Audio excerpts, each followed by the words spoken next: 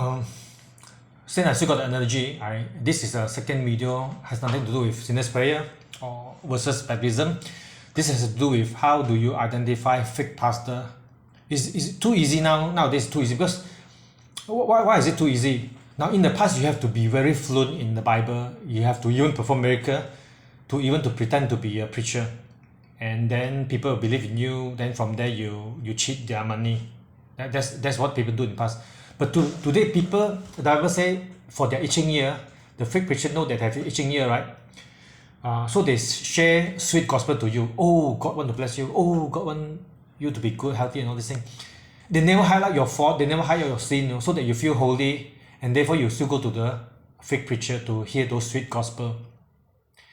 And so today it is so simple that the fake preacher don't even need to perform miracle or to make fake miracle or to say anything sound doctrine, anything.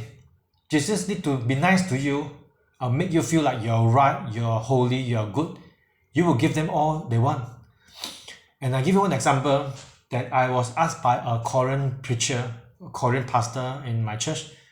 When I first knew him, I was told that he believed in speaking in tongues, but it's not different language. He said blah blah blah blah blah blah blah. There's no meaning on that. There's no interpreter for that language because this is not a language. There's not speaking in tongues as per the Bible.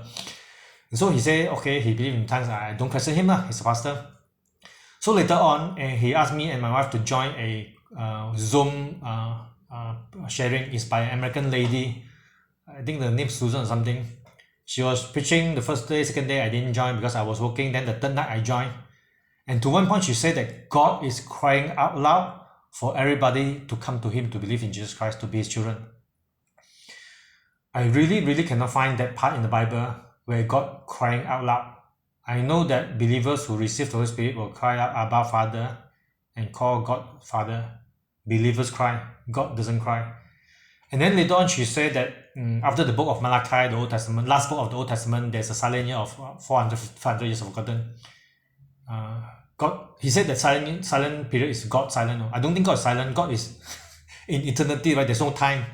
The 500 years is only applicable to us who are on earth within the time dimension, within this reality. 500 years is nothing to God. What do you mean by there's silent in God? Now, this preacher said that God was silent for 500 years because God suddenly realized he missed out something. Wow. That is a very ridiculous way of portraying God. This person don't even have the concept of Genesis. We exist in the four-dimensional world.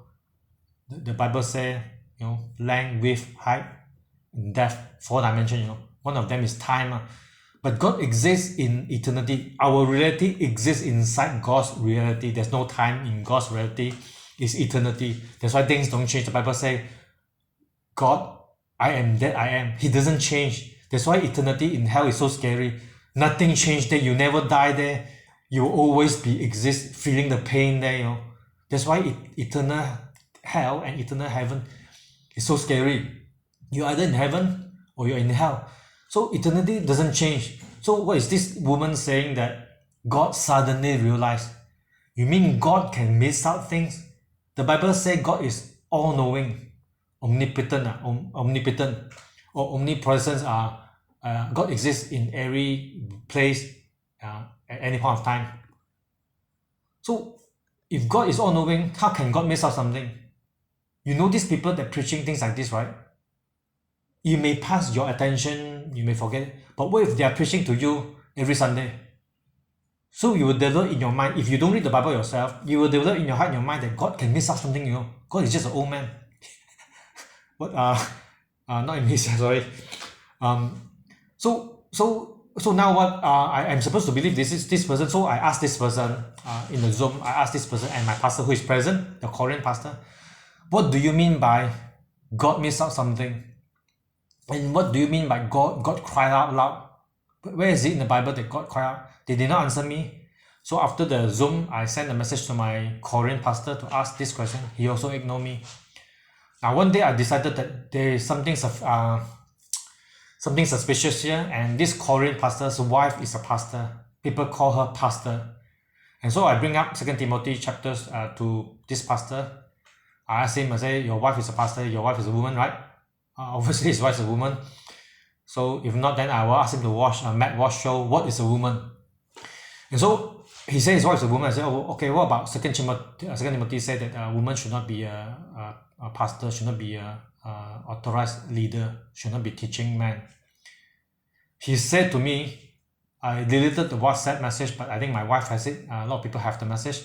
He said to me that whatever that's in the New Testament, those are for those culture at that time. Now in this modern day, it's different. We can do it otherwise. So I asked him, I said, when the Holy Spirit inspired the Bible and the Bible author wrote those New Testament for us to read, right? This idea doesn't come from the author, right? Come from the Holy Spirit? Yes. So the Holy Spirit is God, right? Yes. And the Holy Spirit knows everything, right? From the beginning until the end, before we were even born. Yes.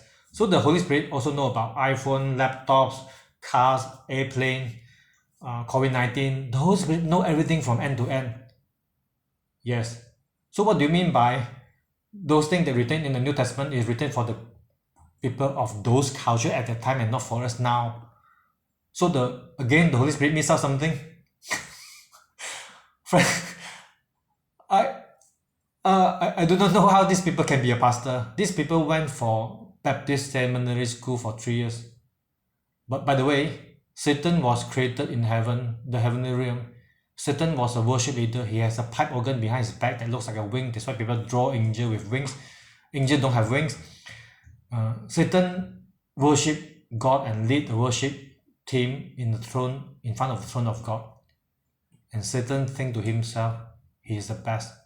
Satan sinned in his heart in front of the throne of God in heavenly realm. Satan was with God for so long, and then he sins against God. So what makes you think that if you went to a Bible seminary school for 3 years, maybe 10 years, makes you a pastor? You could go there to read, to study, to find loopholes so that you can cheat people for money. Friend, maybe you find me very judgmental. Maybe you thought I make a lot of assumptions. Maybe if you know these people I'm talking about, I don't want to say name, you can send them message and question to ask them for yourself. If you agree with what they teach and what they say, yeah, I will say to you, good luck, because you don't believe in God, you believe in luck. But if you also find something suspicious about what these people preaching and teaching, right? So what should you do as a Christian? The Bible says we need to call them out, tell it to the church council, tell it to the church leader, to find out more about them, not to prosecute them, not to hang them on the cross, not to hate them, but just to ask them what they are doing. If possible, ask them to believe in Jesus Christ for real. See, whenever I share this thing with other people, people will say that I'm condemning, I'm being judgmental. Did I call myself a pastor? No. Did I teach people? No. So if I ask the suspect somebody is a false preacher, false pastor, am I judging people hypocritically? No. Unless I'm doing the same thing and then now I complain other people, then I'm a hypocrite. The Bible didn't say do not judge. The Bible said do not judge hypocritically, meaning that if you're like that, then don't judge other people. But if you're not like that, like now, I'm not a false teacher, I'm not a false pastor, I'm not even a pastor, I'm just a sinner, a learning Christian. But I know my job is to reflect, and I found something suspicious. The sad thing is I raise a red flag. My church pastor don't do anything. It's not the first time. And I raised a red flag to my cell leader. They agree with the false teaching. So I raised my red flag to the second cell leader. He tell me to shut up. Don't bring up such a thing in the cell group. Don't say things that is not edifying. Okay? To warn people about the danger is not edifying, but to preach wrongly about God and to teach wrong thing in the Bible, teach wrong thing in the church is edifying. I understand now how fake Christians run the show and run the church. Yeah, give me back comment. Come.